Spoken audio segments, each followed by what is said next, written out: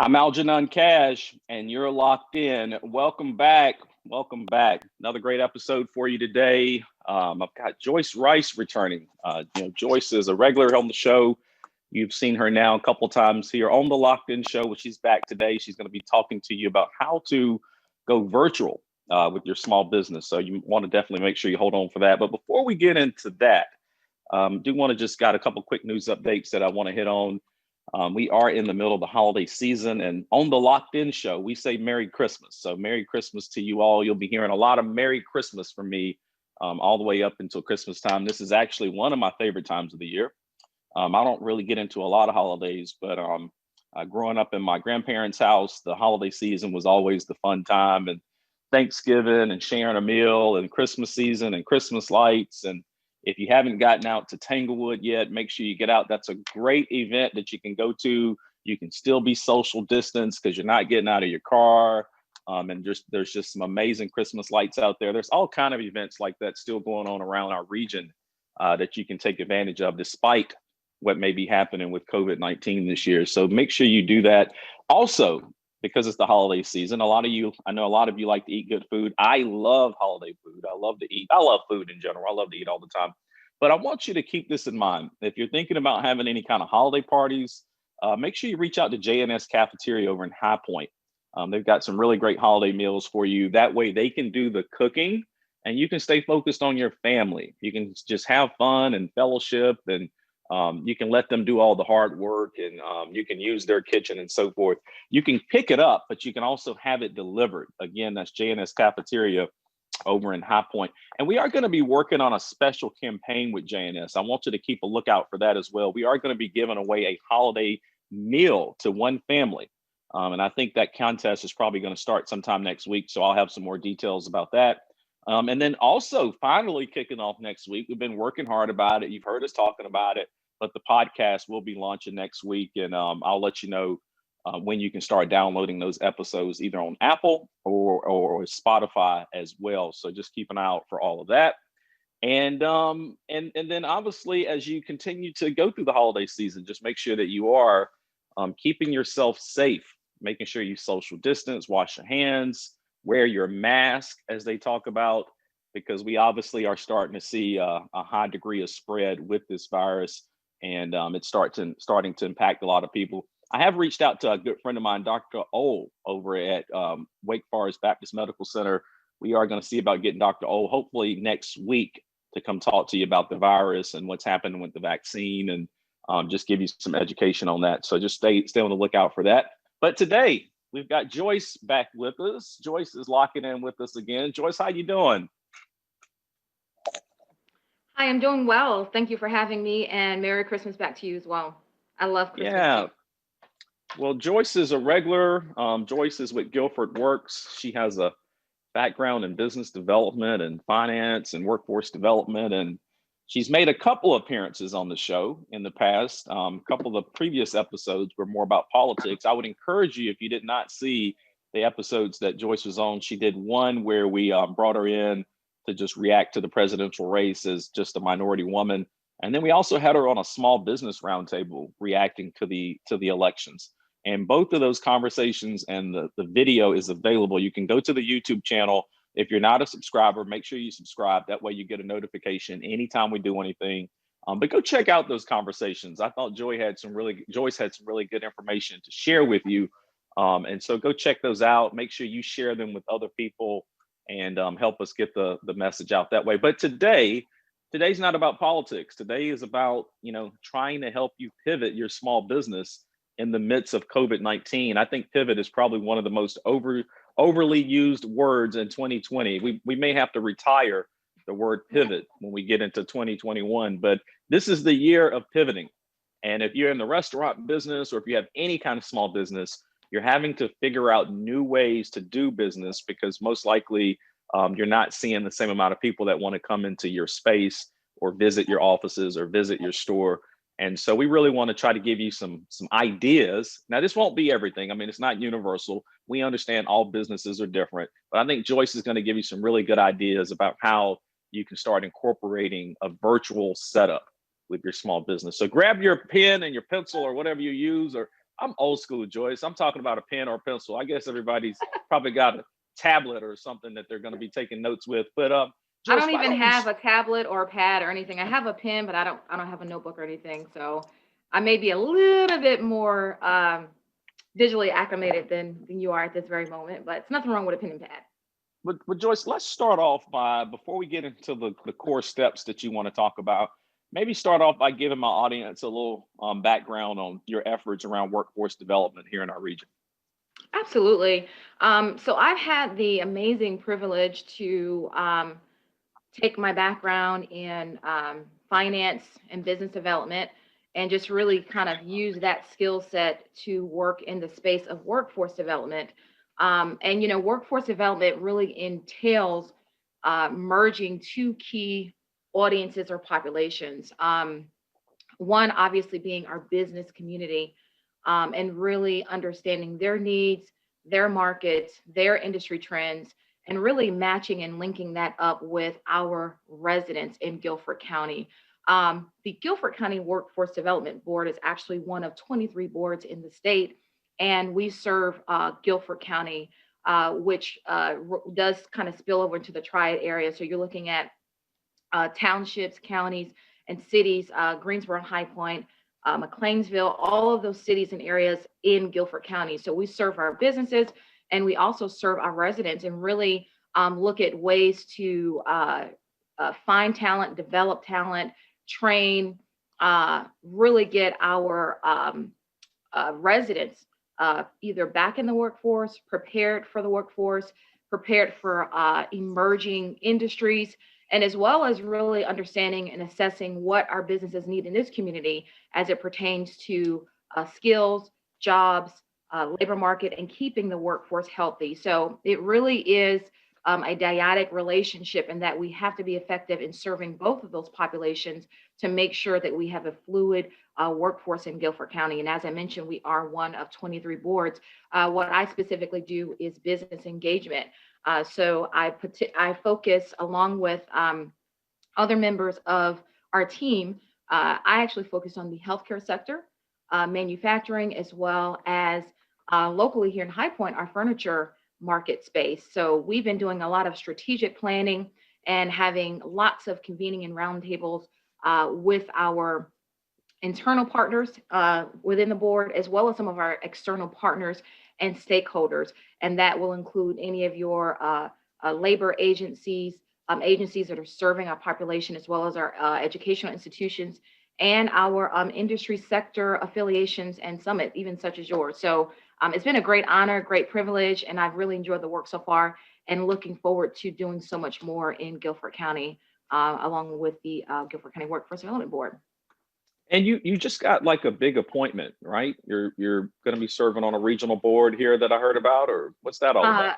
Yes, absolutely. So in the Triad, there's an amazing organization called PATH. They are the Piedmont Alliance for Triad Healthcare Companies. And what they really do focus on is really looking at industry, looking at workforce, convening some of the key players in the healthcare sector, again, to make sure that we are serving our Triad populations, those Triad residents, and also serving our businesses and really putting our heads together to contribute to a vibrant workforce in the healthcare sector. I've been recently asked to join their board as a chair of their communications committee. So I'm really looking forward to supporting in that regard. And, again, just fusing the workforce development entity with this amazing organization to support and serve the healthcare sector. Well, if you're listening in the audience, you've got an expert here on the show today. So, of course, if you have any questions or comments or statements, you can leave those in the chat section. Put it in the chat, and I'll grab it. I'll work it into our conversation. But again, today, Joyce Rice is locking in to help us understand how do we go virtual with your small business. So, Joyce, with that said, let's kick it off. I know it's going to be sort of casual convo here, but where would you like to start? What's step number one if I want to go virtual with my business? Absolutely. So, as you mentioned, this is not a cookie cutter framework for every and all businesses. One of the things that we should note is that even if your business cannot go fully remote, there are ways to implement aspects of your business and or operations virtually. So I want to really kind of walk down a train of thought, if you will, to really give some framework for how do we really consider this process? What are the considerations that need to be made? So first thing that we want to talk about is really just understanding what it all means and what are some of the benefits. What would be the basis for considering that? So number one, you've got minimizing overhead expenses, right? So even aside from the pandemic, when you look at the notion of going virtual, one of the key benefits is that you can minimize overhead expenses. You're potentially being able to reduce any leasing costs or even utilities. Okay. Additionally, amid COVID, you're going to be able to ease the mind of your employees or your partners. As you can see, and as you know, a lot of businesses have slowed down because they've had less traffic. People don't want to go out. They don't want to be among crowds. So being able to offset a reduced amount of business or revenue, really cutting down those overhead expenses are going to be able to kind of answer to a slower pace of business. And also for your employees, increasing work-life balance, and also looking at broadening your not only your talent pool but broadening your client base. One of the things that we found in workforce development and using some of our virtual tools is that we were able to reach or have been able to reach a broader audience of individuals that had not come into our doors, but they were able to connect with us, experience our services, learn about our services because we deployed virtual tools. And obviously with that is going to come new marketing ideas and marketing initiatives to reach those broader audiences. So those are some of the benefits. Wanted to also share that there's several surveys that show that at least 74 to 75% of employees that are working remote show that they are successful, they're productive, and they really do not feel like they're compromising their capabilities and their productivity from working from home. And at least 76 to 80% of those individuals surveyed really show that they would like to continue being able to work from home at least 2.5 to 3 days per week.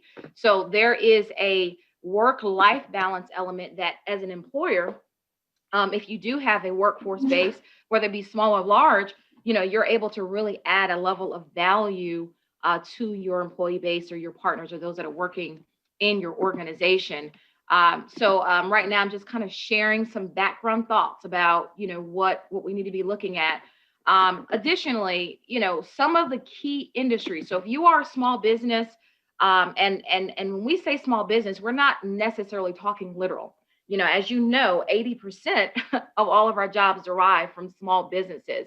That's a very powerful thing. So we're not necessarily talking microscopic businesses. Small businesses really are very vast. But if that is you, and if you fall into any one of the 7 key industries, you might want to consider going remote. So if your business is IT based, if you are in the accounting and finance sector, if you have a service-oriented business, customer service, healthcare, marketing, education, and or sales, these are industries that are trending going remote and full-time.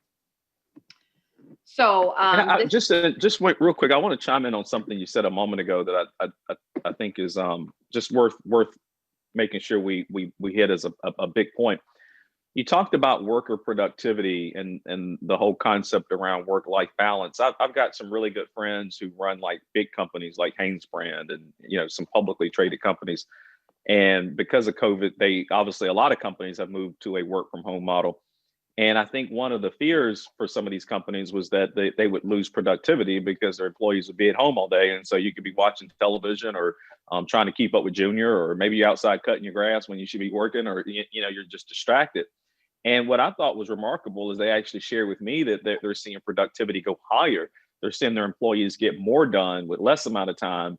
And part of it is just this fact of, in the morning, you're not driving 30 minutes to an hour to get to work. And you're not dealing with the stress of doing that at 5 o'clock in the evening, trying to get back home.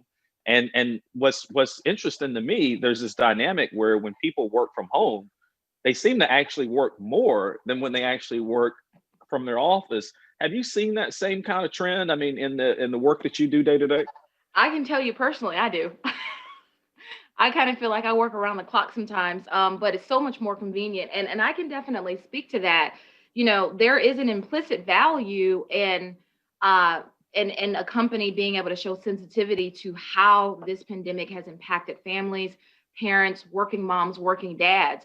So you're going to see a greater degree of commitment, a greater degree of longevity, because they are aligning themselves with companies that provide a way to have better balance. As you know, when you look at Guilford County, you look at Forsyth County, a lot of schools are not fully up and running with in-person classes. So what does that mean for parents that are working with children at home? That means they have to balance. I know that I would not want to lose my employment if I had a job that, considered that or was sensitive to that. So my level of commitment would likely go up.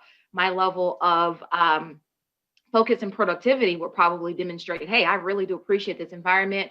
I'm able to kind of manage what's going on in my home and then pick and choose where I have those high moments of intensity, my work day. So yeah, I do concur with that. And as I mentioned, there's a lot of research that suggests and shows that employees really do value the opportunity to have work-life balance.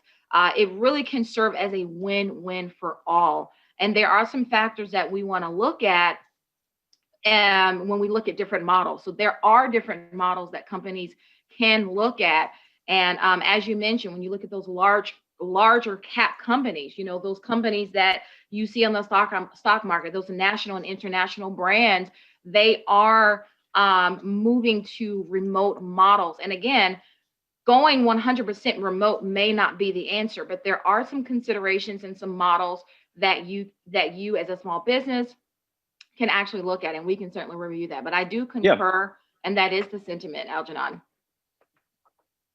Yeah, go ahead, keep going. Sure. I just thought that was an interesting point that you made, and just made me think back to, again, not just small businesses that are doing this, but your large companies are already doing it. And I think maybe a lot of companies are doing this as a reaction or a response to COVID, but Absolutely. it's starting to feel like some of these changes that have occurred are going to be permanent even beyond COVID. Absolutely. Depending on how you look at this and how you take this, this can and literally can be a very exciting time. We, in the corporate business space, we have to now look at how we're doing business. We're even to me, we are actually on the brink of emerging new training and skill sets, new job types, new job titles, new skills that we're looking. And when I say we, I'm talking to business community. What types of new skills do we need to develop in our existing workforce? What types of jobs that we normally didn't have are we now having to and deploy in our operations? Analytics, maybe high concentrations of IT and research and data management. Why? Because we're moving to more of a remote and virtual space where you're going to have to be able to analyze that activity. So let's move through a little bit more of the content here as it pertains to the school of thought that we should be looking at. And again, these are just things to consider depending, regardless of how big or small your business is. So, we looked at some of the key industries that are going remote, looked at that. But you really want to look at a checklist. You want to do your checks and balances to create a truly thorough consideration of either going remote 100% or even implementing some aspects of remote or virtual operations in your business. So first and foremost, what is your business? What is your business in the business of doing? What are your operations?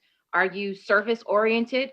What is your delivery model, right? So does your service or product delivery model exclusively rely on direct hands-on? Like for example, if you're in clinical nursing, you are hands-on, people need physical care, right? However, if you are a psychologist or a therapist, then your service delivery model really involves an intangible product, if you will, or an intangible service experience that you can provide virtually or more remotely. So consider what your operation is and what you're delivering in the way of your services. Okay. Also, you want to look at equipment needs. Okay. You want to look at equipment needs. You want to look at what type of equipment, software, or software services that you would need in order to transition your business to a more remote environment. Okay, you want to also look at need for travel. So, are your employees or are you yourself, are you needing to travel? What are the expenses implicated with that? Because again, when a business makes a decision operationally, the bottom line and the expenses are always a consideration. So we want to look at that. Want to look at your client needs, right? So we don't want to sacrifice your brand experience or the client experience just because everyone else is going virtual. We want to make sure we maintain that level of competitiveness. We want to maintain that core competency. We want to make sure that we are still delivering at an optimal level. So we don't want to compromise that. So we've got to consider those things as well. I think that's I'm sorry, I don't mean to interrupt, but I think you're making a really, really good point there that I just want to make sure again I add a sort of a capstone for the audience. Sure. It's not going to be for everyone, and you really do have to consider where you're going to be at on the competitive scale if you go and do this, right? And I think that's a really great point that I just want the audience to make sure they think a lot about. But continue. But yeah, great point. Absolutely. And I mean, when you look at where your business is and you look at strategic planning, you look at what is our strategic plan? Are we happy with where we are in our revenue? Do we want to grow? What markets do we want to delve into? Are we happy with who we're serving? All of those thoughts have to be considered when you're looking at doing such a big upheaval, such as going from in-person services to going fully remote. So these things have to be considered.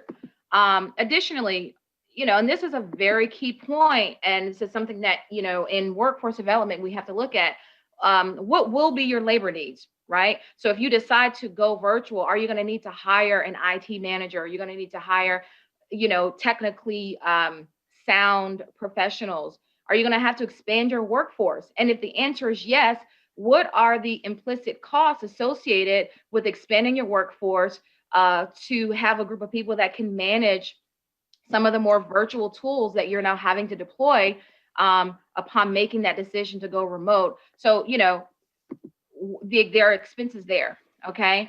And that speaks to something called digital agility, right? The company has to be digitally agile, able, capable, and ready to deploy services or sales from a remote and virtual space. And that is a whole entire skill set to consider.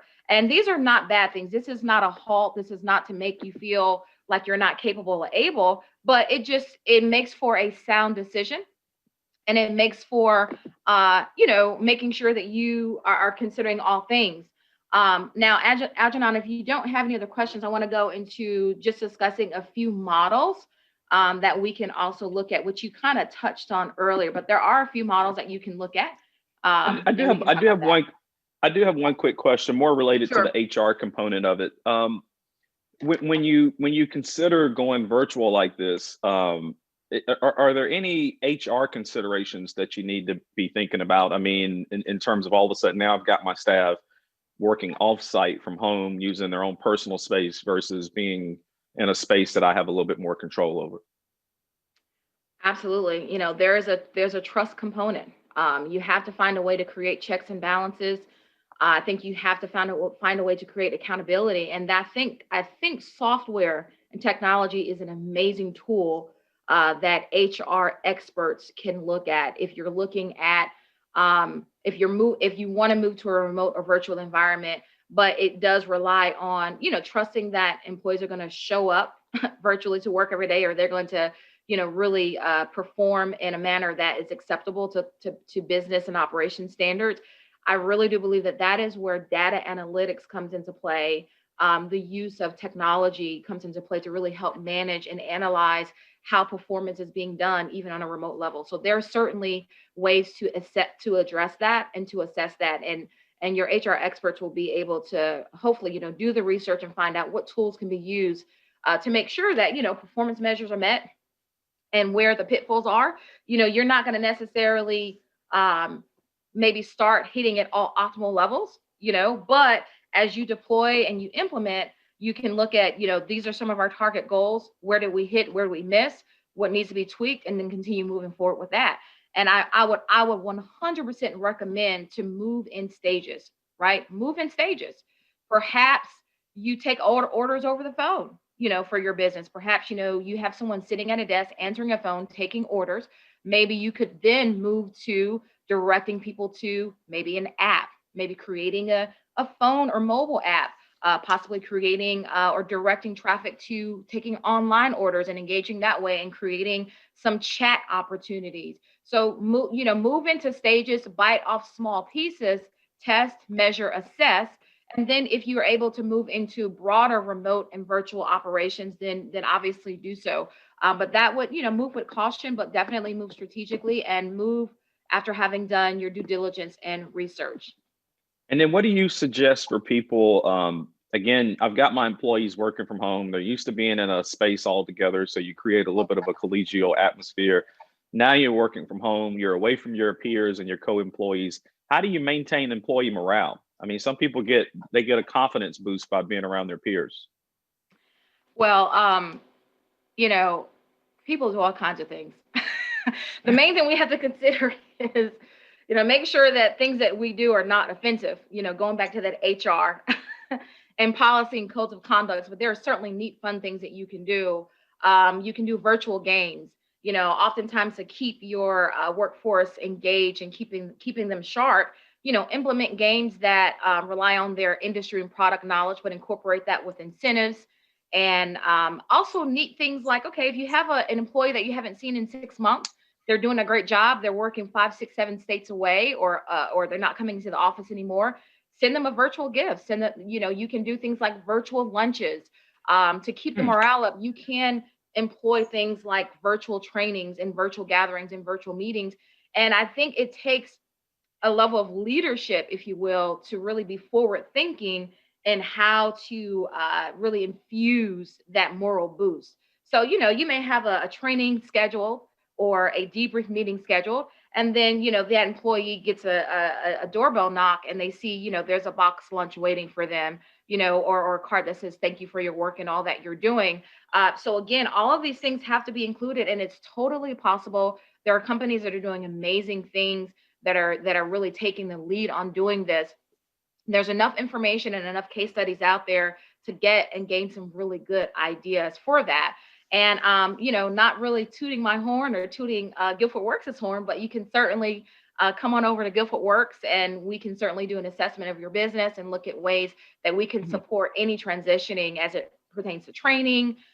We have a team of experts that can certainly help leverage some of those things. So to answer your question, yes, there are lots of things to do to insert that morale with the I team. like the virtual lunch idea. That's an interesting idea. That's something I'm gonna carry with me. Yeah. Yeah, I would love to, get a knock on the door and have like a nice spread just in a nice, neat box. So yeah, there are things that you can definitely do for sure. Awesome.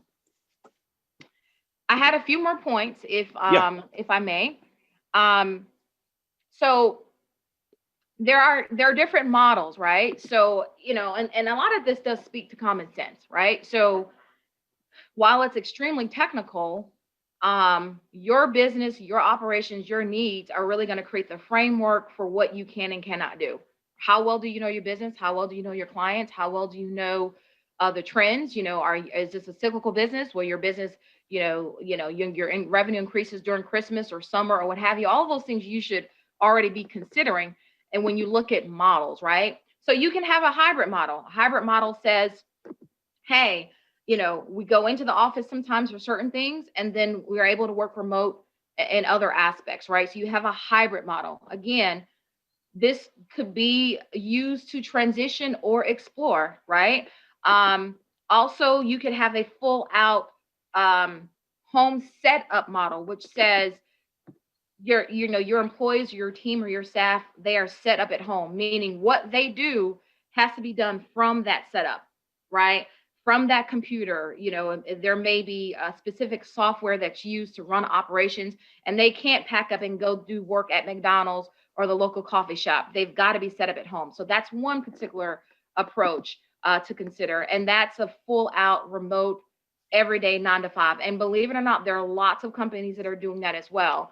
Then you can also have remote set up. And I've experienced this myself almost 10 years ago, believe it or not, which was an amazing thing that this particular company did that I worked for when I was in business development working regionally, is you can have a full out remote team, staff, or operations, meaning your folks, your team can deploy services from wherever they are.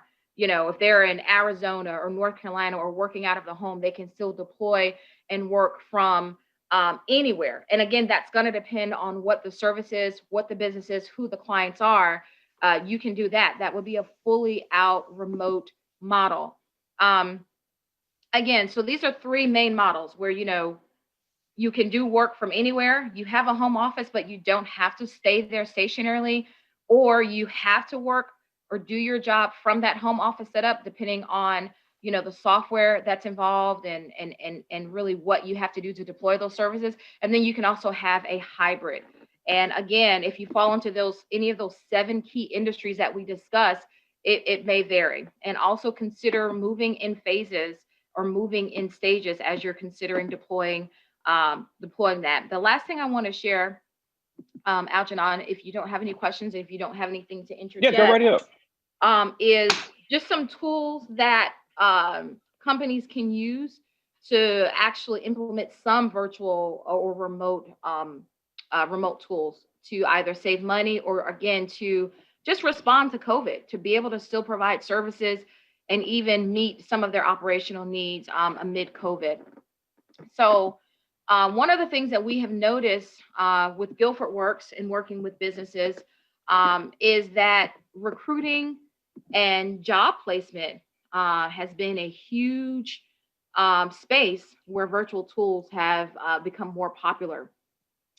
In Guilford County, I'm really proud of the fact that we have deployed the use of a virtual software service where we have helped a lot of businesses to showcase their positions, their open positions, and support and leveraging recruiting. So, looking at virtual job recruiting platforms, right? So, when you go back to the comment you made about HR, you're probably going to see a lot of HR experts looking at deploying the use of virtual recruiting tools and methods. Why? Because we're not doing face to face interviews as much anymore. But we want to still have the opportunity to, engage with a job seeker, know their needs, understand their background, make definitive wise choices about, you know, um, job seekers and whether or not they're a good fit for organizations. So virtual job sourcing platforms are going to definitely be key.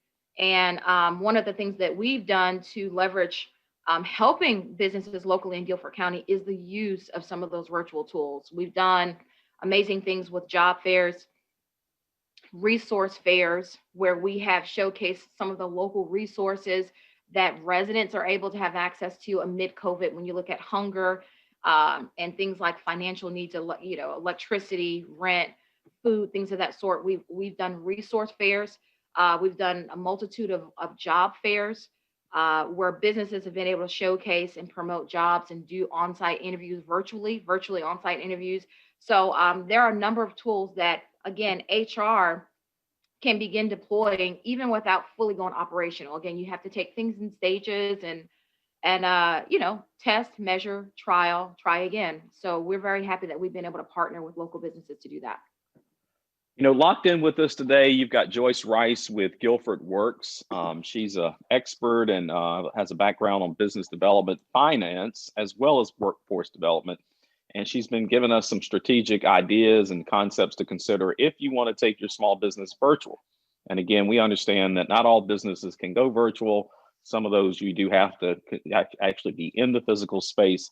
But for those that can, this is the moment in time that I think many are trying to get on that pathway and make that conversion. And as I stated earlier, I think some of these people that are pivoting to virtual operations is going to be permanent, not just temporary, simply because of COVID. Joyce, I'm pretty much out of time, but I do want to work in one more question because it was something I was thinking about as I listened to you speak. We are still at a point in time right now where we still deal with a lot of computer illiteracy.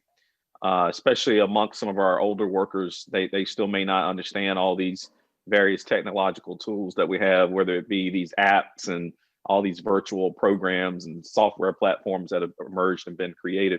When I hear you talk about going virtual and I hear you repeatedly talking about technology, technology, technology, talk to us just really quickly. How important is computer literacy getting ready to be if you're getting ready to go work at a company nowadays? It is immensely important.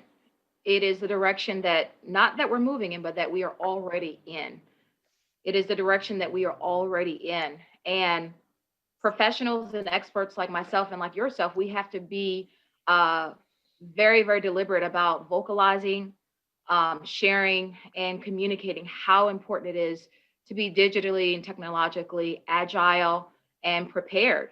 So, from a workforce standpoint, we have to first start by assessing what skills do we need to either enhance, grow, or acquire, and also evaluating our workforce. What types of training opportunities are there to make sure that, okay, if we want to hire 10, 15, 20 new agents or service workers, what components of the job will require a technological skill set? And are we prepared to answer that need? Are we prepared to fill those skill gaps? Where are the opportunities to source the skills for that particular need in those particular jobs? So I would have to say yes. Training is a key indicator. Tapping into resources and knowledge bases are key indicators, and really understanding your industry, understanding the trends, because again, service or product delivery is going to really determine what types of technological needs are there in terms of being able to deliver service virtually or employ certain aspects of your operation virtually. So we're going to be looking at a new fleet of workforce that's going to need to come in with certain skill sets or either be prepared or ready to learn those skill sets. And we collectively have to be prepared to train up those new job seekers and also help employers be prepared to address those training needs. Again, you're listening to Joyce Rice with Guilford Works. She has shared, as always, this is Joyce's third or fourth visit to the show. She always leaves us with a lot of great information. If you missed parts of what she had to share, this conversation will be available on the Facebook page immediately. And later on today, we will upload it to YouTube. And so hopefully you're a subscriber of the YouTube channel, and a lot of great information here that you should share with others too. Share with other people that own small businesses and are thinking about going the virtual route. And Joyce, if my audience wanted to reach out to you directly for some one-on-one conversation, how do they get in touch with you? Absolutely. So, as I mentioned, working along with Guilford Works has been an amazing opportunity, especially coming from the background that I have come from. But I would say link up with me through Guilford Works because we have a host of services that we offer to our businesses of larger or smaller sizes. So you can go to guilfordworks.org. I'm one of several other business consultants on our business unit team, and we would be more than happy to have conversation with you one-on-one about what your business needs, especially in the way of training or sourcing talent. More than prepared and ready to do that. Guilfordworks.org.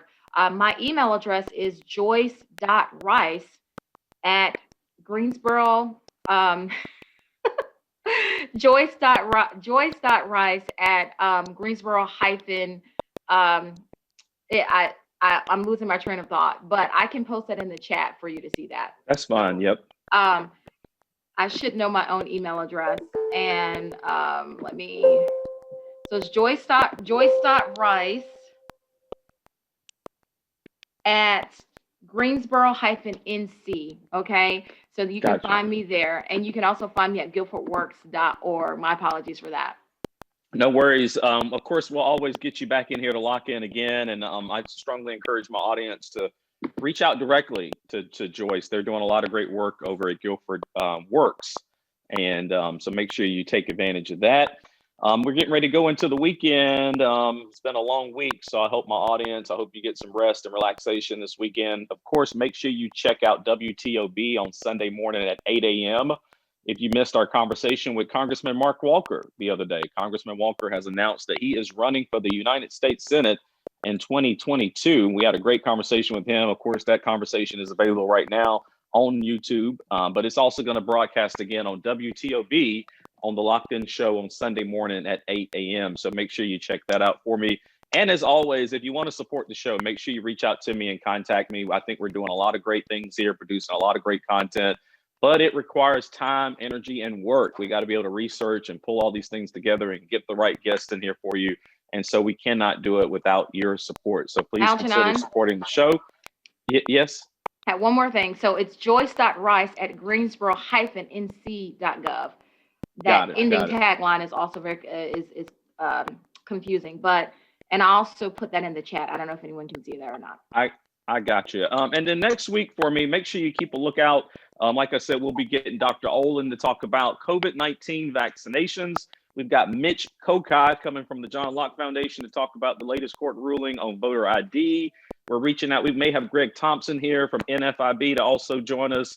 And we are looking at lining up John Louder from the Piedmont Triad Association to give us an update on what's going on with housing right now. Right now, we have so many people that are behind on their rent. The average tenant is behind $5,000 on their rent. And so we are facing a really, really big event as we get into the winter with housing. So look out for next week. Got some great episodes lined up for you. The podcast is launching. All kind of great things are happening.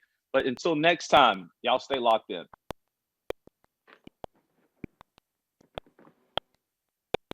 Okay, Joyce, thank you so much, man. You're welcome. Was good.